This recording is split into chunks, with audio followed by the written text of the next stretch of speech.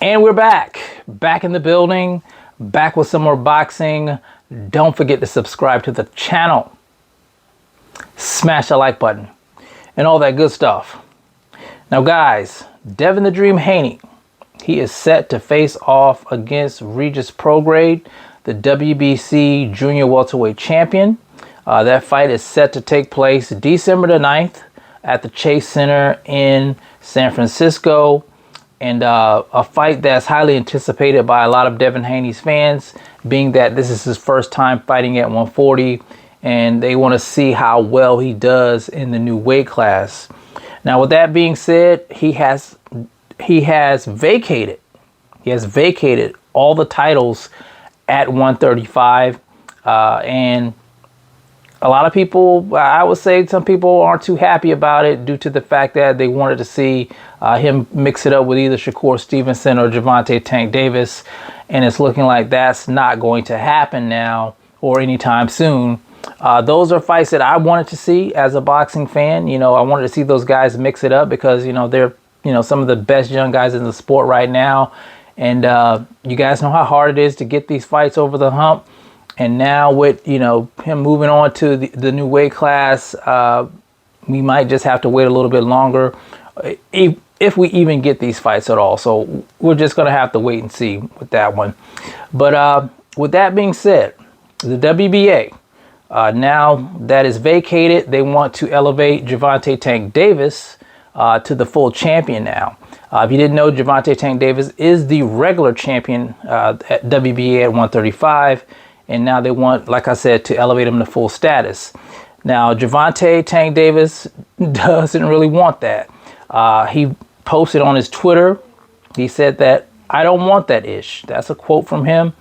He doesn't want it, and I can only speculate it's for a number of reasons. Number one, the sanctioning fees. You know, he's talked about that in the past, kind of following in the footsteps of Floyd Mayweather Jr.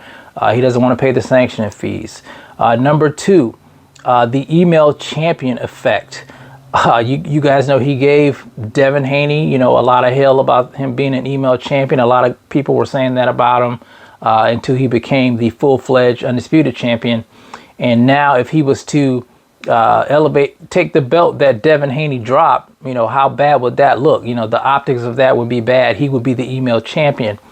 And I think another thing is, besides the sanctioning fees and besides the email champion effect, you know, having to fight mandatories, I don't think he really wants to do all that. I think he, you know, kind of sees himself in a different lane from the rest of the fighters. He kind of looks at himself as a cash cow of boxing. But honestly, guys, that's all well and dandy. I know, you know, prize fighting is what these guys do. Is, you know, they want to make great money. But honestly, I think legacy should be important to fighters as well. So that's just how I feel. I think that once you leave the sport, you know, you want to be remembered for something that you did, you know, outside of just making money. You know, you want to be remembered for being a champion or a multiple champion or champion in different weight classes and things of that nature. I just think it's important. Now, let's just say, you know, he changes his mind and he wants to fight for a title. Who could he fight? You know, let's just look at the rankings here. The WBA rankings. Who would he fight for the title? So number one, you have Isaac Pitbull Cruz, which he's being rumored to already, you know, have a rematch with in place. We don't know about that yet, but he fought Cruz once. He had an injured hand in the fight. Cruz did well in the fight, so it's a fight. I know that Isaac Pitbull Cruz wants, and some of his fans want to see him in there with Gervonta for a second time. Some of the hardcore boxing fans, not too much on that fight because they think, you know, it's a win-win situation for Gervonta Tank Davis. That Cruz can't really beat Gervonta Tank Davis. He's just too skilled. He beat him with one hand, so that's what a lot of people are looking at. Number two, William Zepeda. He's an undefeated fighter. Not so sure how well that would do on pay-per-view, but it would be a good fight. You know, he could fight Zepeda for the WBA title. Number three, you got Frank "The Ghost" Martin. You guys know Frank Nicholas Martin, went through some controversy as of late with the Shakur Stevenson fight. He kind of pulled out of the fight, and a lot of people said that he ducked Shakur Stevenson, including myself. So this could be, a great option. I think this fight could do well on pay-per-view due to the fact that Martin is a protege of Errol the Truth Smith Jr. They could play that up. Gervonta Tank Davis, knockout artist. I think that fight would do well on pay-per-view. And number 4 is Vasily Lomachenko. Vasily Lomachenko, probably not available. I think he's looking to fight George Kambosos Jr.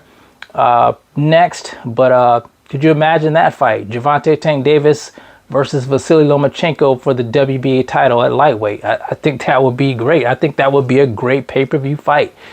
But anyway, you guys tell me what you think about the fact that Gervonta Tank Davis doesn't want the WBA title. Do you think it's an important thing to do, as a fighter? Do you think it's more about the money? Or do you think legacy, should be something that fighters think about? They're young. Some of them not thinking about that now, but later on down the line when they get older, it might matter a little bit more to them. You guys let me know how you feel about that in the comment section. It's the CMB. I'll talk to you guys in the next one. And I'm out. Peace.